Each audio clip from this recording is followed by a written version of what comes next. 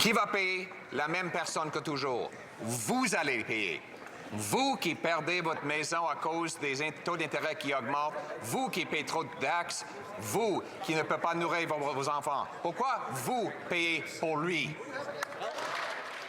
C'était aujourd'hui, à la période de questions, le chef du Parti conservateur du Canada, Pierre Poilievre, qui donc accusait qu'à cause de Justin Trudeau, les Canadiens allaient payer. Il est avec nous en direct. Monsieur Poilievre, bonsoir. Bonsoir. Très heureux de vous accueillir à l'émission. Vous allez bien? Je vais très bien. Merci vous-même. Très bien. Monsieur Poilievre, on a bien compris que vous êtes contre les dépenses déficitaires, les dépenses avec la carte de crédit, pour que les gens comprennent bien. Le Canada a annoncé hier un déficit de 40 milliards de dollars. Quel serait, dans un monde idéal, M. Poilievre, votre échéancier pour revenir à un budget équilibré, un déficit zéro? Hier, évidemment. Mais Justin Trudeau a causé un énorme problème en doublant la dette nationale. Depuis 9 ans, il a ajouté plus à notre dette que tous les autres premiers ministres ensemble, souvent avec l'appui du Bloc qui vote pour des dépenses centralisatrices, discrétionnaires et inflationnistes. Il gonfle la bureaucratie, les consultants externes et toutes sortes d'autres gaspillages. C'est pour ça que j'ai un plan de gros bon sens qui va geler les dépenses avec une loi dollar pour dollar. Je vais obliger mes ministres de trouver $1 d'économie pour chaque nouveau dollar de dépenses. Je vais éliminer le gaspillage comme le 35 milliards de dollars pour la Banque de l'infrastructure qui livre aucun projet. Éliminer la rive Cannes, le fonds vert d'1 milliard de dollars dont il y a déjà beaucoup de corruption semblable à la scandale des commandites et j'en passe. Tout ce gaspillage sera éliminé pour réduire le déficit, les impôts et l'inflation. Mais donc, en faisant ça, d'après vous, ça vous prend combien de temps pour arriver à un budget équilibré? Je ne sais pas, parce que je n'ai pas vu les chiffres avant des élections.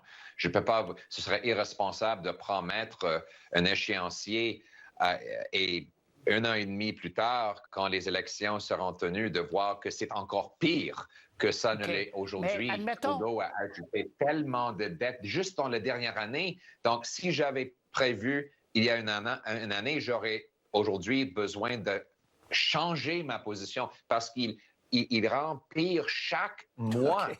Il détruit nos finances fédérales. C'est impossible de garder une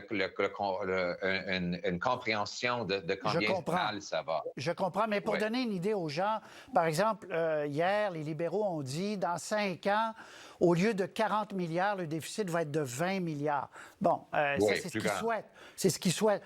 Mais vous, est-ce qu'on comprend que ce serait avant 5 ans que le Canada renouerait avec des budgets équilibrés? Vous venez de faire mon point, M. Roy. Dans 6 mois, ils ont dit que le déficit sera 6 milliards plus grand dans l'année 5 que prévu auparavant. Donc, je ne peux pas faire une prédiction parce que les finances de notre pays deviennent de pire en pire chaque 2-3 mois après 8 ans de Justin Trudeau. C'est le chaos dans nos finances. Il n'en vaut pas le coup. Il faut congédier Justin Trudeau et le remplacer avec un gouvernement conservateur de gros bon sens. Mais l'objectif, pour finir là-dessus, M. Poilievre, votre objectif, c'est un jour, si vous êtes élu, d'arriver au déficit zéro, d'arriver à un budget équilibré, pour ne pas, comme vous dites, que les dépenses sur la carte de crédit augmentent l'inflation et tout le reste. Là. Oui, parce qu'on dépense cette année. Pour la première fois, on dépense plus pour l'intérêt, pour la dette, que pour la santé. C'est la première fois dans une génération. C'est un coût réel. Pensez à ça chaque fois que vous ne pouvez pas trouver un médecin. Parce qu'on dépense plus pour des banquiers que pour des médecins.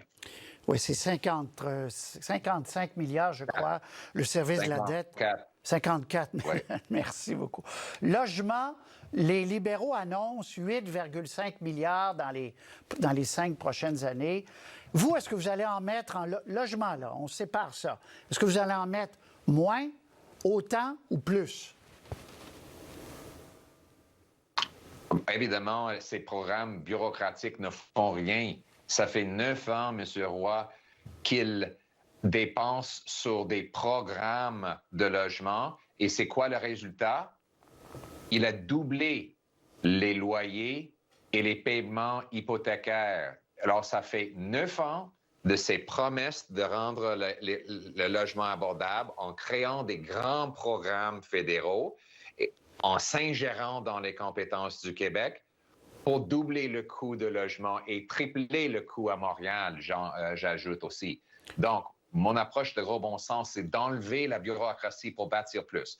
On a le deuxième plus lent permis de construction parmi l'OCDE.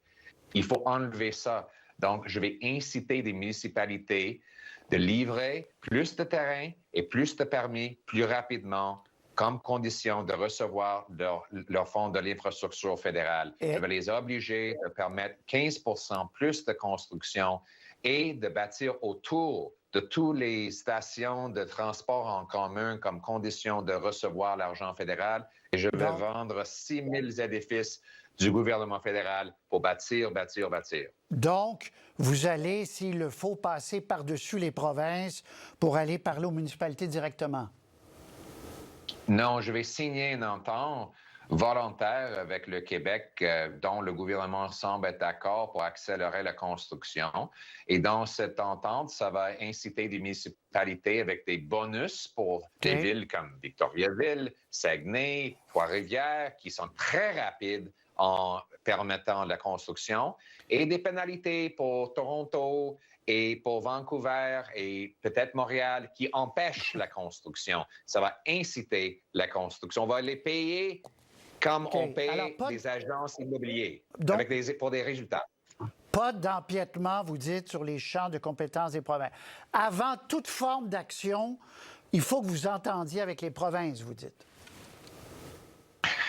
Et aussi, je ne me mêle pas dans le comment. Je dis, ils pouvaient bâtir les logements comment ils veulent. Ça peut être une accélération des permis, moins de frais pour le développement, le vente des terrains publics. C'est pas à moi à dicter ça. Je vais simplement payer pour des résultats. Comme vous payez votre agent immobilier, vous payez une commission pour résultat. Mais main dans la main avec les provinces. C'est ça que je veux savoir. Oui. OK, très bien. Oui, exactement. Il y a un certain nombre de programmes que les libéraux ont lancés. Et si vous êtes élu, d'ailleurs, ça sera le début de ces programmes-là, dans certains cas. Je veux juste vous demander, est-ce que vous gardez ou pas, là?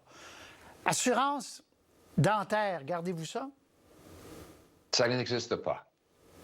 C'est fini. Ça n'existe pas. On verra ce qu'il va faire avec ça, M. Trudeau. On a une promesse. On a des promesses sur toutes sortes de programmes et les médias me demandent si je vais respecter des promesses non tenues par M. Trudeau. On verra ce qu'il va faire Parce qu'il y a beaucoup de Canadiens... de décider ce qu'on va faire. Oui, bien sûr. Mais il y a beaucoup de Canadiens qui se sont déjà inscrits à ce programme-là. D'ailleurs, combien de dents sont nettoyées ou réparées? Zéro, oui. Zéro. Beaucoup de coûts, pas beaucoup de résultats. C'est ça, Justin. Mais donc, peut-être que vous allez le garder si ça marche. C'est ça que vous dites. On verra ce qu'ils feront avec ça. Assurance médicaments. Assurance médicaments, encore une fois, c'est en 2025 que ça doit être lancé. Est-ce que vous gardez une assurance médicaments ou pas? Encore, il y a beaucoup d'incertitudes. Je vous donne un exemple. Il y a plus de 90 des Canadiens qui ont déjà cette assurance-là.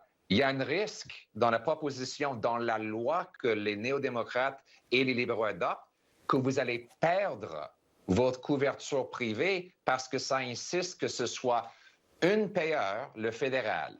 Donc, est-ce que les travailleurs, est-ce que le soudeur syndiqué au Saguenay va vouloir perdre son plan privé avec son entreprise pour recevoir le plan Trudeau? Moi, je ne vais jamais supporter un programme qui va s'ingérer dans les champs de compétences des provinces ou, pire, qui va enlever les couvertures que les travailleurs ont déjà à cause de leur emploi. Bon, garderie, vous avez dit qu'on garde ça, là, c'est un jeu de mots facile, on garde ça.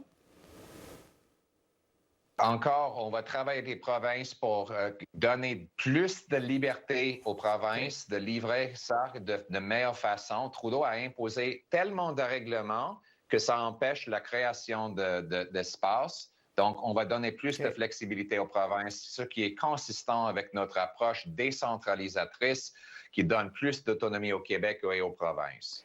L'élargissement qui a été annoncé hier du gain en capital, ce que les libéraux ont appelé faire payer les très riches, le 0,1 %. Est-ce que, c'est pas clair, là, je regardais aujourd'hui, est-ce que vous gardez ça, l'élargissement, ou bien vous, dès que vous arrivez, vous revenez comme avant à ce que c'était les proportions? Il faut clarifier, les riches vont payer rien dans ça.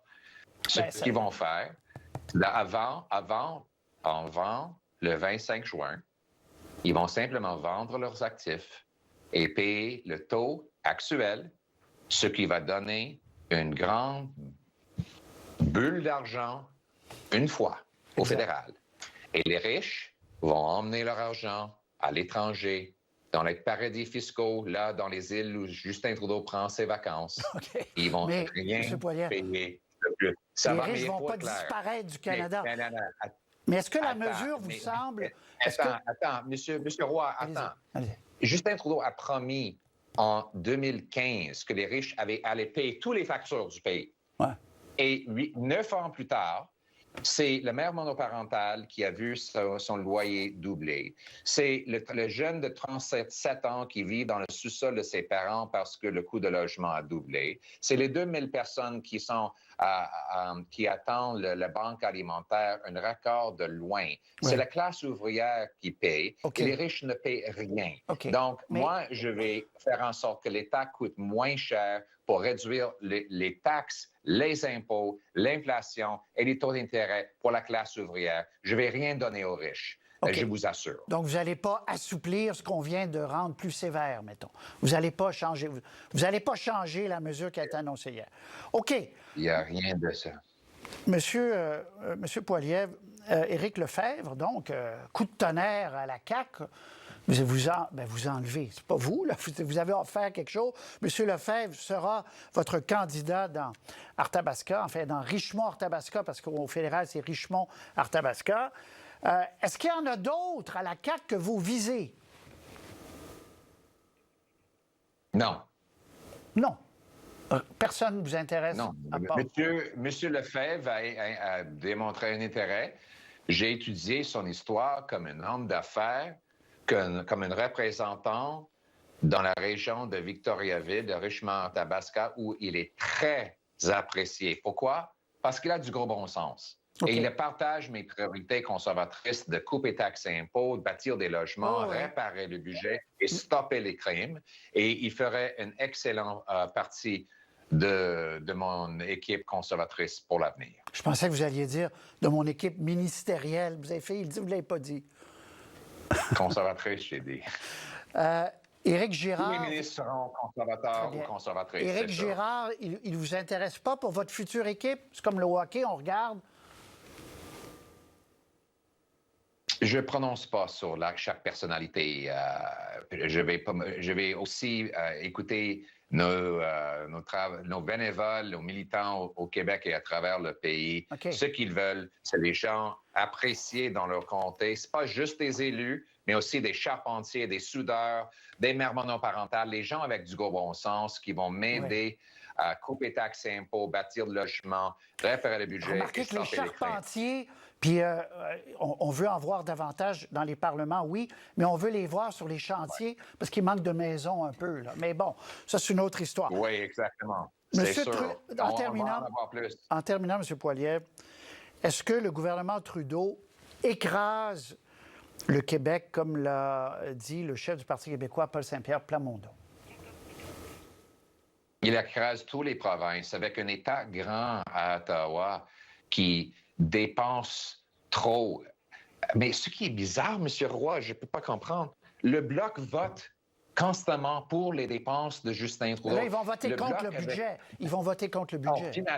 finalement, ils vont faire vote de face, mais ils viennent de voter pour 500 milliards de dollars centralisateurs et des programmes qui gaspillent l'argent et causent de l'inflation. Très le bien. Bloc est encore plus centralisateur que les libéraux des fois.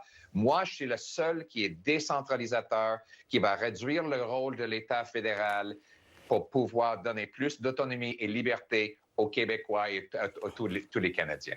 M. Poilievre, on va se reparler. J'espère qu'on n'attendra pas aussi longtemps avant de se reparler. Il me semble que ça fait très longtemps que je ne vous avais pas vu.